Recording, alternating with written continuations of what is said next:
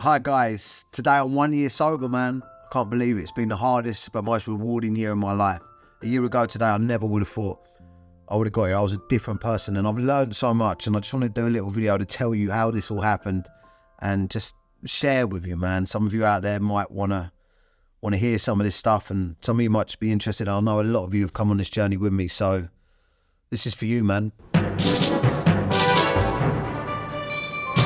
There goes the crackhead that I see each morning. Like most of us, drinking drugs have been a part of my life since I was about 14 years old. It's our culture, especially in England. As kids, we literally can't wait to start drinking. It's like a coming of age thing. Who likes to have a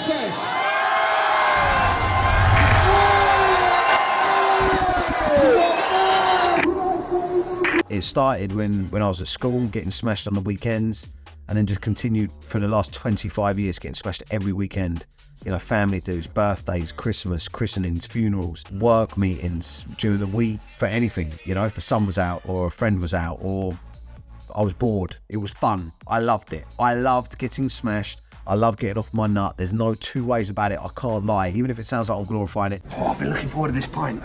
Oh, me too. That's because it was glorious. If it wasn't, I wouldn't have fucking done it, and I wouldn't have found it hard to stop doing it. I'm in love with the way that you smile and the way that you look in my eyes. It's so nice. Right? But for many of us can take it or leave it, you know, or come to a point in their life where it doesn't serve them anymore. But for some of us, it becomes so ingrained in our routine, and we trick ourselves into thinking that we don't have a problem because we can have a few days off in between sessions to recover, right? So we don't think we're an addict or we've got problems, but it does take over. It takes over our lives. So I believe when drink and drugs go from being a sociable thing to a way to cope with life, when you turn to drink or use drugs on your own to help with stress and escape and use it to escape, it becomes a problem. Got a baby back home, just bought a house, the missus is pregnant. Ooh, nipping away for 2 days. Oh, fuck me, mate. Makes me want to go fucking mental. And that's what happened to me. Because I need to let me fucking hair down.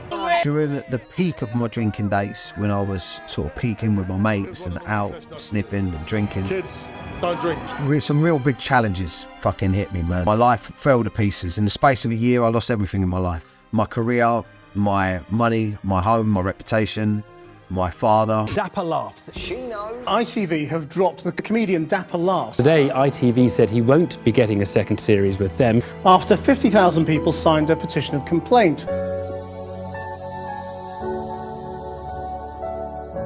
Your dad has been diagnosed with cancer. He beat the cancer. Yeah. Fucking, I get a phone call saying my old man's had a stroke. And he was like, I'm going to die soon. I was fucked. You don't even realise. I was gone. And when you associate drink and drugs with relief and you turn it into a way to cope and escape life, then when really bad stuff happens and you turn to your coping mechanisms, it starts to destroy you. It starts to destroy your family, your work, your sanity, everything.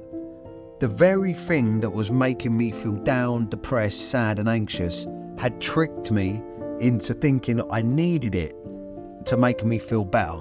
And when I was losing my family and my marriage was falling apart, when I just fucking months after I got married, and then I tried to stop, I couldn't. It's only till you try and step away from drinking and drugs, if that's your thing as well, you realise how hard it is. Even you watching this now, if you haven't got a problem with it, the thought, even for you, I bet the thought of living without having the occasional piss up is daunting, isn't it?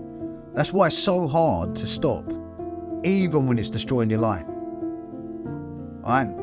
But a year ago, I finally admitted that I'd lost control of drink and drugs, that once I started, I couldn't stop, and I was picking it over the important things in my life, and that it controlled me. And that it really was, literally, pulling me away from what I really wanted to be, which was a good man to my family. That journey started off horrible. I was like an elephant in the room of my own life. Everything had to change. People I spent time with, places I went, and most importantly, how I thought, my thinking. And sobriety is hard because you can't escape your feelings at all. You know, when you go sober, you can't escape life when it gets too hard. And you can't escape yourself. And most of us don't like ourselves, man. So I was sat with it all, my fears, my shame, my regret, my life. And then I realised that I was being present. I started to feel better. The good times, once I worked through my bad shit, started to outweigh the bad, and I started to notice something weird, happiness. More importantly, peacefulness. I started to enjoy the clarity. It was intoxicating, you know? And I just wanted to see how far I could push that feeling. Every time the good feeling popped up, I fucking grabbed it, and I just wanted to push myself. Last bit here, lads. Last bit. How much more of that I could get. I started boxing every day. I ran a half marathon. I've done a tough mudder. I climbed a fucking mountain. From sniffing lines to mountain climbs. All the crazy stuff sober people do because they feel alive suddenly after being dead for so many years. But importantly, and this is the most important thing, when I peeled away the layers that I'd created to protect myself from who I've become, and I got back to myself, and I couldn't escape all the horrible thoughts and feelings I had about stuff I'd done or stuff that happened to me. I couldn't just jump into a bottle or sniff a line. I started to feel proud of myself for dealing with it and for talking it out with people around me. And then this weird thing happened. I started to like me, and then my wife started to like me again.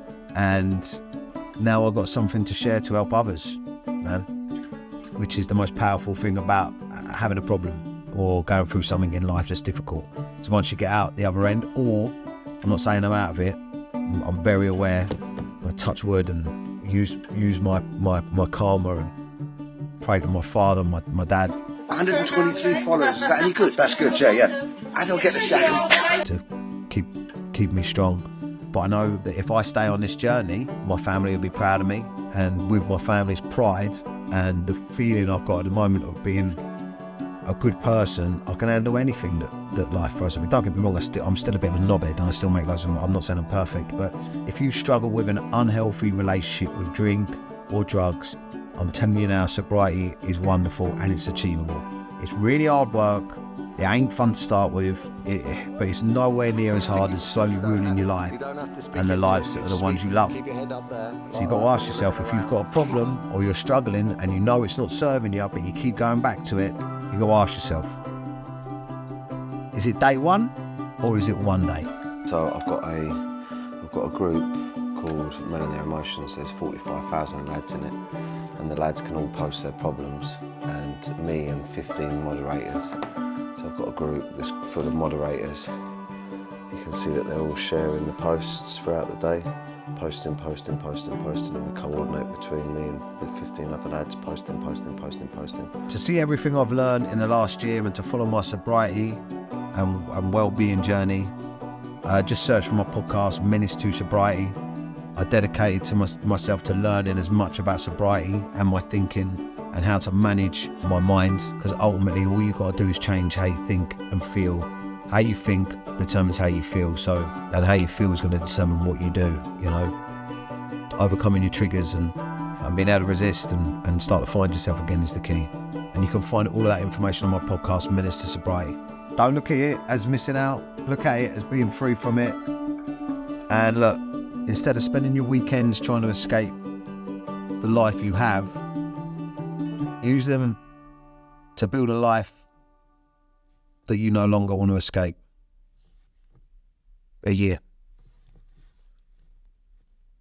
Love ya. Bye.